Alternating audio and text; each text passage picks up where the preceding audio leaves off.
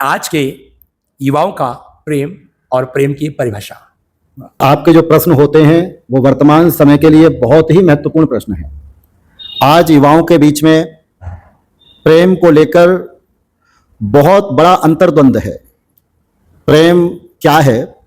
जो आज के समय में युवा स्त्री और पुरुष एक दूसरे से प्रेम करते हैं, क्या वही सही प्रेम का उद्देश्य है?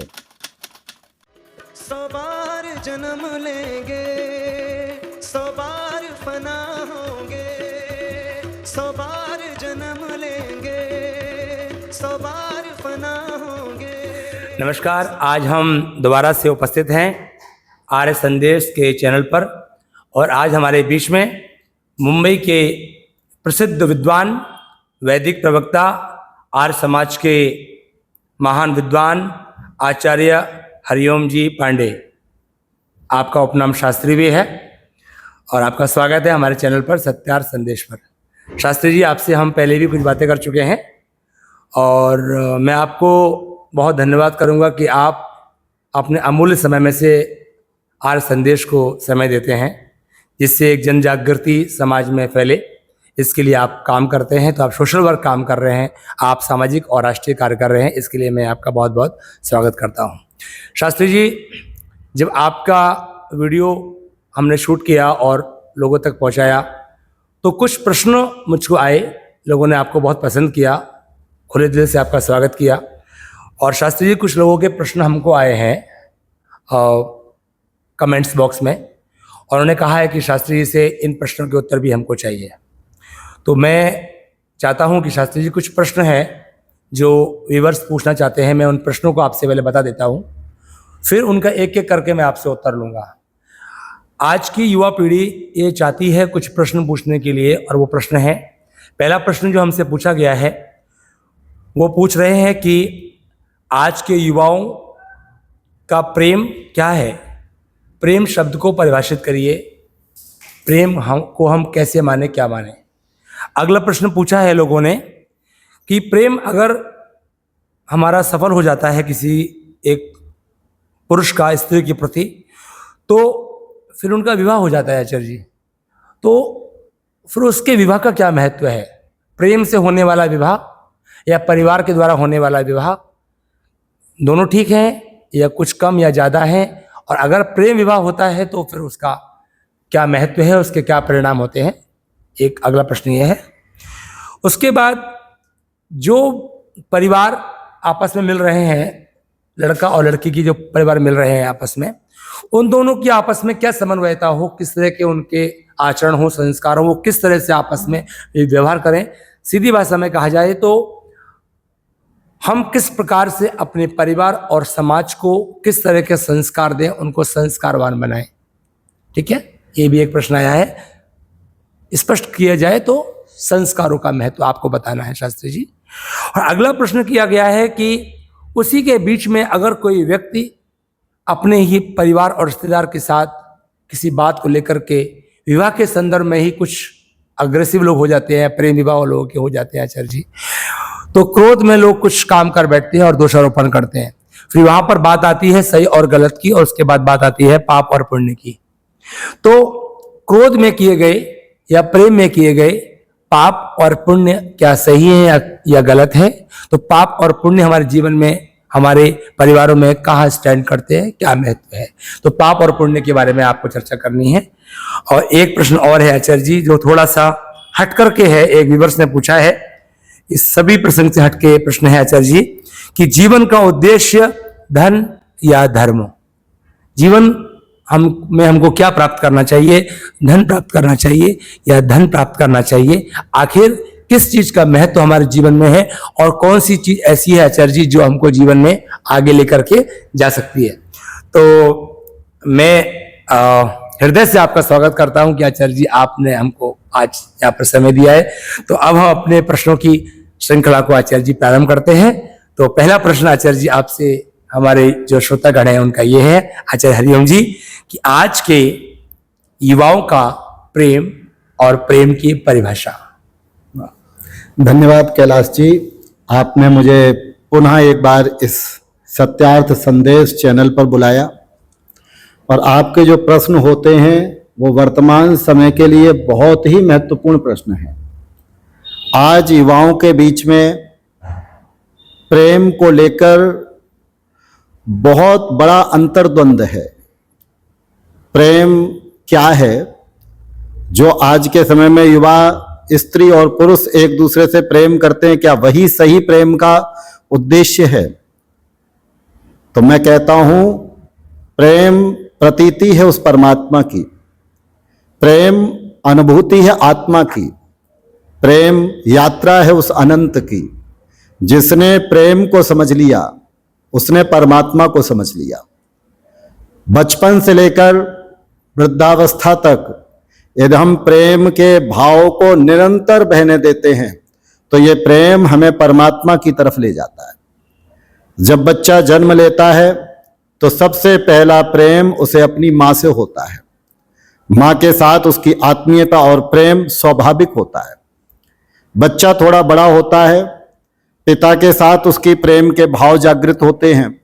फिर परिवार, दादा दादी, मामा मामी, चाचा चाची, इन सब के साथ उसका प्रेम बढ़ता चला जाता है। और उसके बाद में जब वो घर से बाहर निकलता है, अपने मित्रों के साथ प्रेम की वृद्धि करता है और निरंतर समाज में जिन जिन लोगों के साथ मिलता है उन सब के साथ प्रेम को बढ़ाता चला जाता है। लेकिन एक युवावस्था ऐसी आती है जहां पर एक कन्या दिखाई देती है और फिर वो अपने प्रेम की पूरी शक्ति उस कन्या पर लगा देता है और उसे लगने लगता है कि संसार का सारा प्रेम झूठा है, केवल एक यही प्रेम है जिससे मुझे सुख मिल सकता है, आनंद मिल सकता है। कहते हैं जल का प्रवाह यदि निरंतर बहता रहे तो जल पवित्र बना रहता है और प्रेम का प्रवाह भी निरंतर बहता रहे तो प्रेम पवित्र बना रहता है। जैसे जल एक गड्ढे में स्थित होकर उसमें दुर्गंध उठने लगती है, इसी तरह से प्रेम जब एक स्थान पर आप स्थिर कर देते हैं तो उसके अंदर भी दुर्गंध उठने लगती है, जिसे कहते हैं मोह, जिसे कहते हैं आसक्ति। तो एक स्थान पर जब आपने प्रेम को केंद्रित कर दिया, रोक दिया, तो वहां पर मोह और आसक्ति पैदा हो गई और वो मोह और आसक्ति आपके जीवन के दुख का कारण बनने लगती है। तो प्रेम समग्रता के साथ है।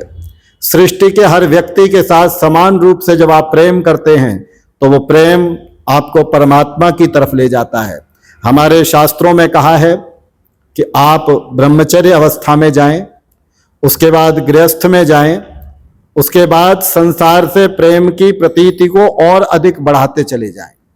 वानप्रस्थ में जाकर केवल परिवार तक अपने प्रेम को न रोकें, प्रेम को और विशाल रूप दें, समाज के हर व्यक्ति के साथ में प्रेम करें और जब संन्यस्त भाव को व्यक्ति प्राप्त होता है उस समय अपने प्रेम की धारा को बिल्कुल समुद्र में विलीन कर देता है। पूरे संसार के लोगों के साथ प्रेम की अनुभूति अनुभव करने लगता है। जैसे समुद्र, नदी जब समुद्र में मिल जाती है तो उस विशाल समुद्र का एक भाग बन जाती है, इसी तरह से जब प्रेम सबके साथ होता है तो उस परमात्मा का हिस्सा हम अनुभव करने लगते हैं और यही प्रेम की पूर्णता है। प्रेम परमात्मा की तरफ यात्रा है। जिस दिन हम प्रेम के सच्चे स्वरूप को समझते हैं तो निश्चित रूप से हमारा जीवन सफल और सार्थक होता है। बहुत सुंदर आचार्य जी, आपने एक स्त्री और पुरुष जब बाल्यावस्था में होते हैं तो उनका उदाहरण दे करके आपने सीधे ही इनको अध्यात्म और ईश्वर से जो आपने नदी का उदाहरण दिया वो बड़ा ही अभिभूत करने वाला है और बहुत सुंदर तरीके से आपने बताया। तो आचार्य जी, फिर जो उसको क्या समझा जाए, आकर्षण समझा जाए या क्या समझा जाए? जो एक बालक और बालिका जो प्रौढ़ावस्था में, बाल्यावस्था में जो एक दूसरे के प्रति आकर्षित होते हैं, तो क्या वो प्रेम नहीं है? वहां पर भी तो समर्पण है आचार्य जी। जब एक युवावस्था को व्यक्ति प्राप्त होता है तो उसके अंदर वासना पैदा होती है, इच्छाएं पैदा होती हैं और इच्छाओं का अभिप्राय यही होता है कि उसे पाने की चाह। भगवान कृष्ण गीता में कहते हैं कामात क्रोधा भी जायते, काम से क्रोध पैदा होता है। जब आपके अंदर इच्छाएं पैदा होंगी तो उसे पाने की जब इच्छा पैदा होगी, यदि पा लिया तो प्रसन्नता पैदा होगी, और यदि नहीं पा पाया तो आपके अंदर क्रोध पैदा होगा। जी। कामात् क्रोधा विजायते और क्रोधात् भवति सम्मोहा, क्रोध से मोह पैदा होगा और मोहात् स्मृति विभ्रमा, और मोह जब पैदा होगा तो स्मृति विभ्रंश हो जाएगा, बुद्धि का सही सही आप निर्णय नहीं ले पाएंगे। ये सूत्र श्लोक आप बोल रहे हैं आचार्य, ये कहाँ का उदाहरण आप दे रहे हैं? ये भगवान कृष्ण ने गीता में कहा है। अरे वाह, बहुत सुंदर। तो आचार्य जी, फिर आपके दृष्टि में प्रेम विवाह सही है, उत्तम है, या परिवार के द्वारा? क्योंकि हम आचार्य समाज में दोनों तरीके के परिवार देखते हैं। ऐसे परिवार भी देखते हैं जहां पर प्रेम विवाह होता है और वो संबंध भी खराब हो जाते हैं बाद में, पर कुछ प्रेम विवाह सक्सेसफुल भी होते हैं आचार्य जी। और कुछ विवाह आचार्य जी जो परिवार मिलकर के करता है, वहां पर भी हम देखते हैं कि डिवोर्स जैसी समस्याएं परिवारों में हमको देखने को मिलती हैं। पर कुछ परिवार ऐसे भी हैं आचार्य जी जो परिवार के द्वारा किए गए संबंध आज भी समाज में चल रहे हैं, सक्सेसफुल है। तो आचार्य जी, आपके दृष्टिकोण में प्रेम विवाह सही है या परिवार के द्वारा किया गया विवाह वो सही है, या उसका आप उसे किसी अनुपात पर रख करके देखते हैं? कुछ परसेंटेज आप देना चाहेंगे आचार्य जी? बहुत अच्छी बात है। देखिए, प्रेम विवाह बहुत अच्छा है, और विवाह के बाद प्रेम न हो तो फिर विवाह का कोई महत्व नहीं है।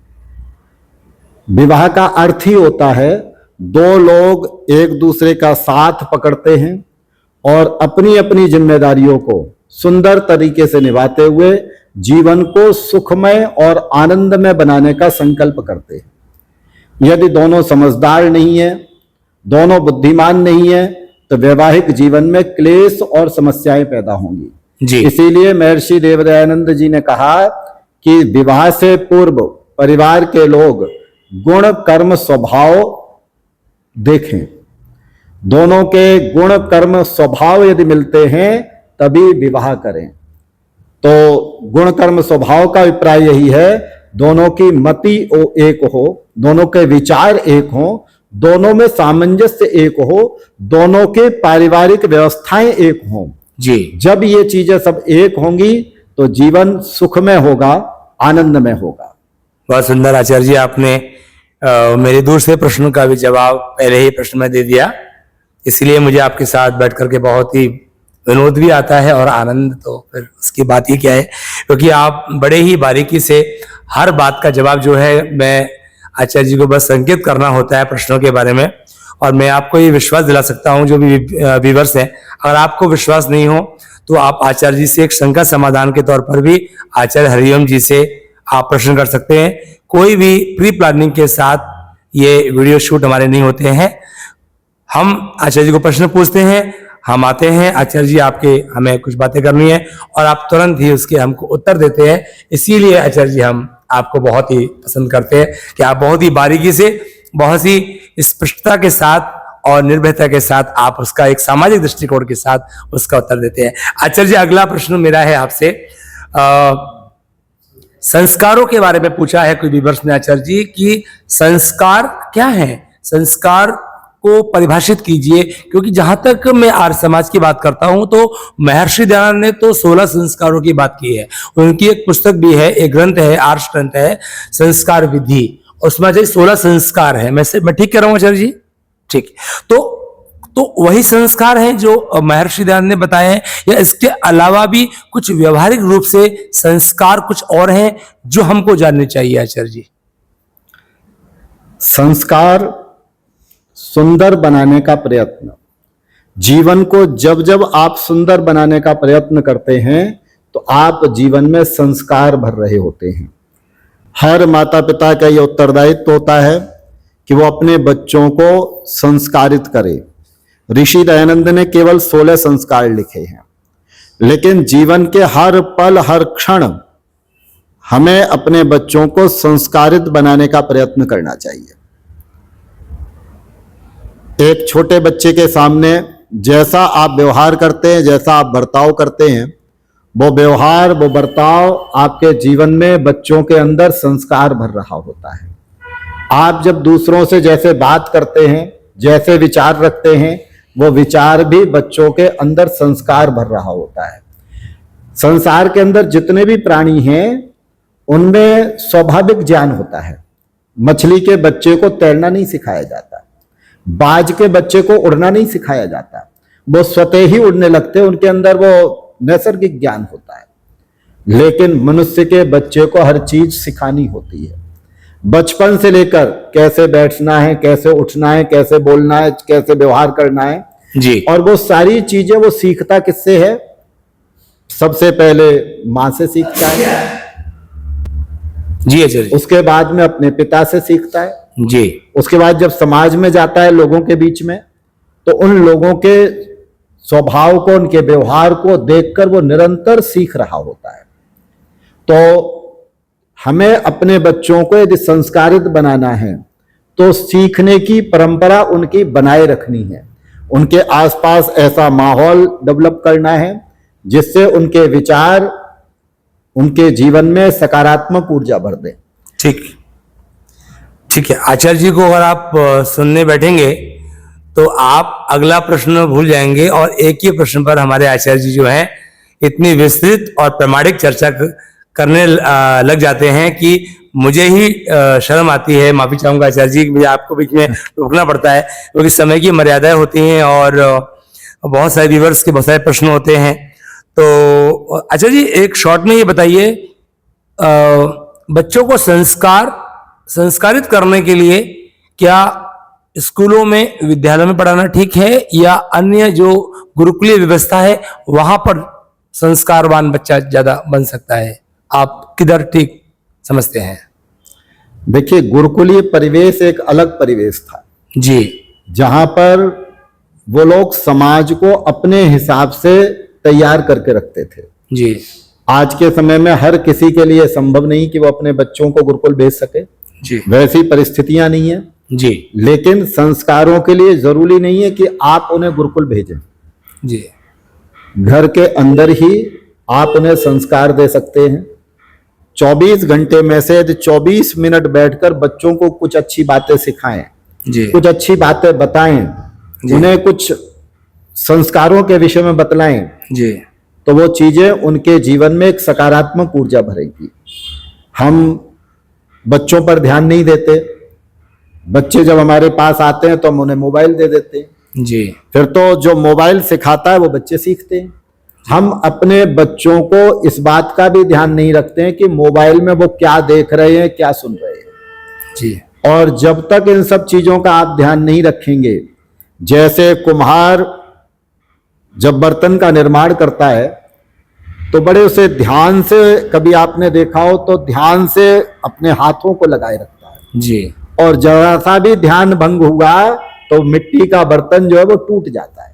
जी, इसी तरह से माता पिता भी जब बड़े ध्यान के साथ, मनोयोग के साथ बच्चों में संस्कार भरने का यत्न करते हैं, इस बात का ध्यान रखते हैं कि बच्चे क्या देख रहे हैं, क्या सुन रहे हैं, क्या कर रहे हैं, क्या विचार चल रहा है, क्या उनके आसपास का वातावरण चल रहा है, उन सब चीजों का यदि ध्यान रखते हैं तो निश्चित रूप से बच्चे संस्कारवान होते हैं और वो बच्चे आपके जीवन के कल्याणकारी सिद्ध होते हैं। बहुत अच्छा आचार्य जी। एक और प्रश्न है, मैंने आपसे पूर्व में निवेदन किया था जब हम बात कर रहे थे प्रेम और विवाह के महत्व की, तो उसी में आचार्य जी मैंने आपसे पूर्व में एक प्रश्न किया था। कई बार विवाह हो जाने के बाद जब कुछ पारिवारिक समस्या आती हैं तो हम एक दूसरे पर दोष मढ़ने लगते हैं और हम मानते हैं कि आप सही हैं या आप गलत हैं, हम सही हैं आप गलत हैं, ऐसा परिवार में देखने को मिलता है। तो आचार्य जी फिर उसके अंदर बात आती है पाप और पुण्य की, कि आपने पाप किया या हमने पुण्य किया, हमने अच्छा किया था और आपने बुरा किया था। तो पाप और पुण्य क्या है आचार्य जी? पाप और पुण्य को कैसे परिभाषित करें? क्योंकि परिवारों में बड़ी समस्या होती है। जब हमारी विजय हो जाती है तो जो व्यक्ति हार जाता है वो कहता है कि आपको पाप लगेगा, आपने हमारे साथ छल किया है, और हम ये समझते हैं कि हमने अच्छा किया है, हमको पुण्य मिलेगा। तो लोग कंफ्यूज होते हैं कि पुण्य को किस तरह से हम समझें या पाप को किस तरह से हम समझें, पाप के समझने का महत्व क्या है और पुण्य का फल क्या है? हजारों सालों से ये प्रश्न कैलाश जी चला रहा है जी और इस प्रश्न में ऋषि दयानंद जी ने बहुत सुंदर बात कही है।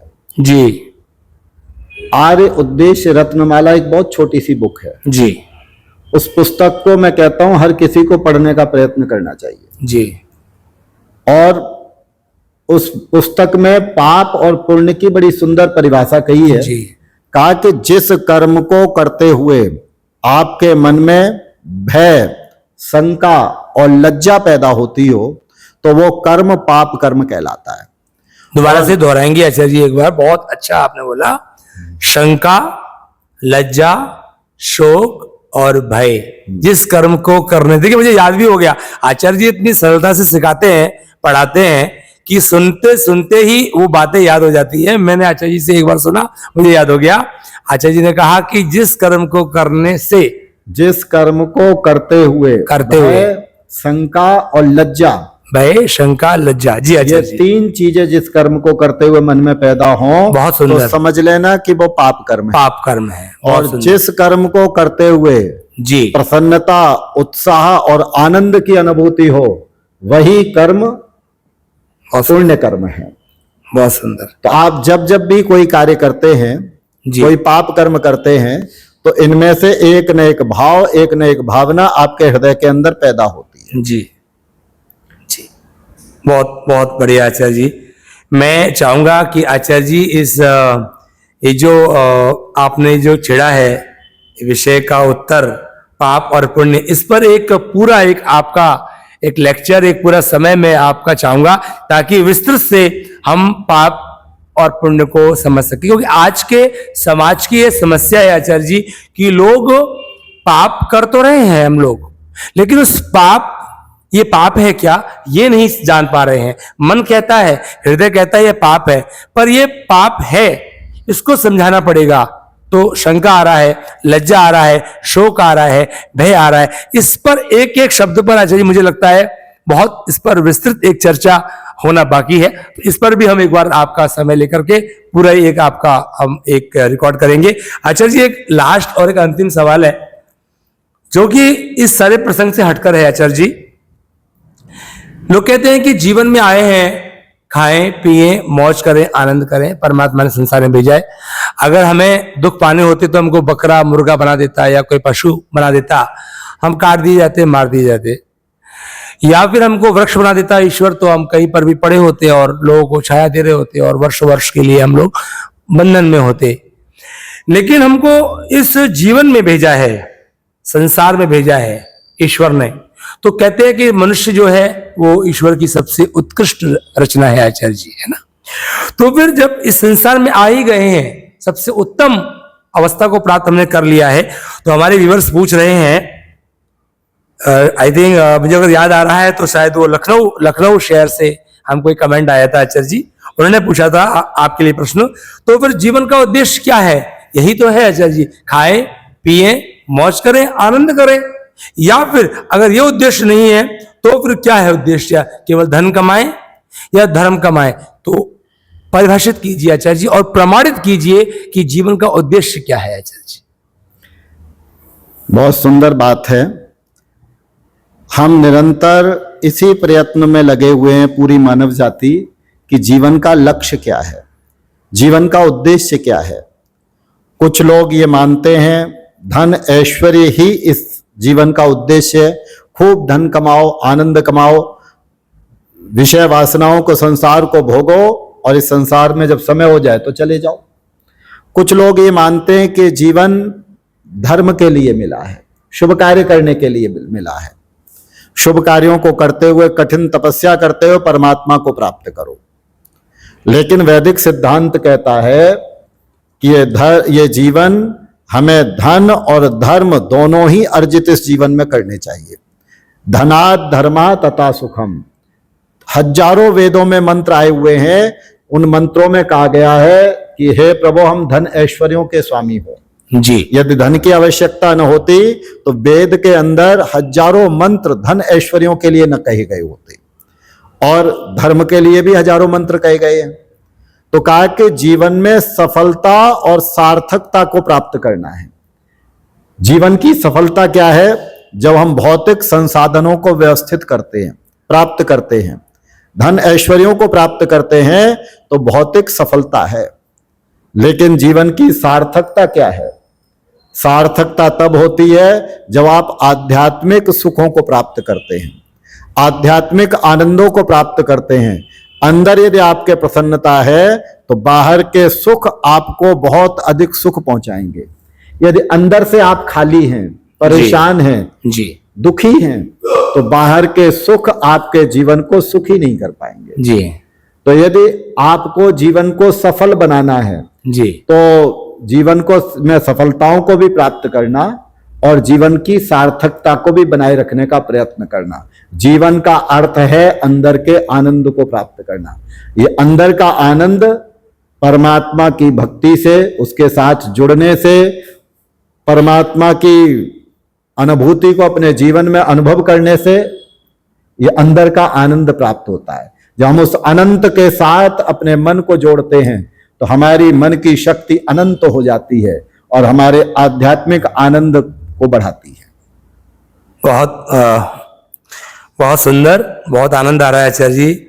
बहुत ही सरल शब्दों में और बड़ी ही सादगी के साथ, जैसे आप आचार्य जी को देख सकते हैं, इनका चेहरा आप देख सकते हैं आचार्य जी का, जिस तरह से इनका चेहरा, इनकी पर्सनैलिटी है, वैसे इनका विचार है, वैसे इनका जीवन है, सादा जीवन है। मैं अभी इसी वीडियो में थोड़ी सी चर्चा और करना चाहता हूँ। आचार्य जी का जीवन काल मैंने देखा है, बचपन में गुरुकुल में पढ़े हैं, बहुत ही सादगी से जीवन को जिया है, गुरु के चरणों में रहकर के तपस्या करी है। जीवन में कोई अति प्राप्ति का भाव नहीं, किसी भी प्रकार का जीवन में कोई लोभ और लालच नहीं। आप आचार्य जी की बातों से उनके भावों को पढ़ सकते हैं। तो जैसा आचार्य जी का विचार है, जो भाव है, जो वचन है, अपने आप में पूर्ण है। आचार्य जी, मैं आपकी प्रशंसा नहीं कर रहा हूं। हम जब लोगों से मिलते हैं तो बहुत कुछ लोगों को पहचान लेते हैं, बात करके समझ में आ जाता है कौन व्यक्ति कैसा है, और आपसे बात करके बहुत ही मैं सहज महसूस करता हूं आचार्य जी। मुझे खुद में बहुत आनंद आता है। बड़ी सरलता से बड़े बड़े गंभीर विषयों को भी आप बड़े ही सादगी से हमको प्रदान करते हैं। तो आप सुन रहे थे, हमारे बीच में आज आचार्य हरिओम जी पांडे, जो कि आर्य समाज अंधेरी के धर्माचार्य हैं और वैदिक प्रवक्ता हैं मुंबई और महाराष्ट्र से। आपके विचार हम आर्य समाजों में और सोशल जगहों पर प्राप्त कर सकते हैं। तो बड़ी सुंदर तरीके से आज के कुछ गंभीर और सामाजिक प्रश्नों पर आचार्य हरिओम पांडे जी ने, शास्त्री जी ने अपने विचार हमको दिए हैं सत्यार्थ संदेश के चैनल पर। जाते जाते अंत में मैं आचार्य जी आपसे और एक निवेदन करना चाहूंगा। आचार्य जी, आप इसी तरह से, मेरा आपसे निवेदन है, अनुग्रह है, आपसे प्रार्थना है कि इसी तरह से आचार्य जी हमको जो प्रश्न समझ में नहीं आते हैं, क्योंकि आप इस फील्ड से हैं, तो हमें जो प्रश्न समझ में नहीं आते हैं उन प्रश्नों को भी आप हमको दीजिए, ताकि मैं आपसे उन्हीं प्रश्नों पर आपसे उत्तर कर सकूं, जिससे समाज में कोई अच्छी अवेयरनेस, जानकारी और एक सामाजिक कार्य, महर्षि दयानंद का कार्य, आर्य समाज का कार्य बखूबी तरीके से हो सके। तो मैं आपसे निवेदन करूंगा आचार्य जी कि आप हमारे व्यूअर्स के लिए अच्छे अच्छे विचार हमको समय समय पर प्रदान कीजिए। कैलाश जी, बहुत बहुत धन्यवाद। आपने एक तो मुझे यहाँ पर बुलाया और आप निरंतर सामाजिक प्रश्नों को लोगों के सामने रखते हैं। ये भी एक बहुत बड़े पुण्य का काम है। समाज के अंदर ऐसे प्रश्न, जिन लोगों के मन में वो प्रश्न चलते रहते हैं। आज से पहले जब यूट्यूब और इन सब चीज़ों का समय नहीं था, तो पुस्तकों में वो चीज़ें हमें पढ़नी पड़ती थी जी। लेकिन आज लोगों के लिए सबसे अच्छी बात है, यूट्यूब पर दो तरह की चीजें हैं, अच्छी और बुरी जी। आप जो देखना चाहें वो चीजें आपको दिखाई देती हैं जी। लेकिन आप अच्छी बातों को लेकर हमेशा लोगों के सामने जाते हैं जी। और कुछ ऐसे प्रश्न जो समाज में एक नई क्रांति, नई सोच पैदा करे, ऐसे प्रश्न लोगों के सामने रखते हैं। आप निरंतर इसी तरह से कार्य करते रहें। परमात्मा आपको शक्ति दे और आपको सभी लोगों का सहयोग प्राप्त होता रहे, यही मेरी शुभकामनाएं, यही मेरी प्रार्थना। धन्यवाद। बहुत बहुत धन्यवाद आचार्य जी। फिर मिलते हैं सत्यार्थ संदेश के चैनल पर किसी एक नए चेहरे के साथ, नए विद्वान के साथ। कुछ सुंदर परिचर्चाएं, कुछ आपके तीखे और कड़वे और कुछ लगने वाले प्रश्नों के साथ जो समाज में नई चेतना और जागृति को पैदा कर सके। मिलते हैं किसी नए विद्वान और नए चेहरे के साथ। आज करते हैं इस कार्यक्रम का समापन। आप सभी का बहुत बहुत धन्यवाद, आप सभी का अभिनंदन। धन्यवाद। 100 बार जन्म लेंगे, 100 बार